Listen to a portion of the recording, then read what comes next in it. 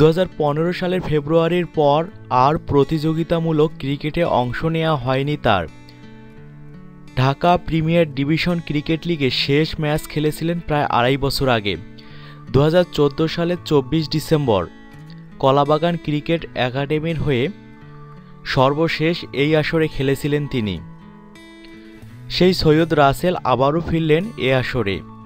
Legend of রূপগঞ্জের হয়ে BKSP 3 নম্বর মাঠে ফিরলেন জাতীয় দলের এক সময়কার এই পেসার। কাঁধের ইনজুরির কারণে দীর্ঘদিন মাঠের বাইরে ছিলেন তিনি। সম্প্রতি ভারতের মুম্বাইয়ে চিকিৎসা নিয়ে ফিরেছেন। আর রূপগঞ্জের হয়ে চলতি লিগের চতুর্থ ম্যাচেই মাঠে নেমে গেলেন তিনি। যদিও 32 বছর বয়সী এই বাঁহাতি পেসার তার ফেরাটা স্মরণীয় করে রাখতে পারেননি। যদিও বরাবরের মতোই ছিলেন মিতব্যয়ী। 4 ওভার বল করে দিয়েছেন 18 রান। বৃষ্টি বিঘ্নিত এই ম্যাচে মাশরাফি বিন মুর্তজা ও মুশফিকুর রহিমের ব্যাটে বলে উজ্জ্বল পারফরম্যান্সে দল জেতে 3 উইকেটে।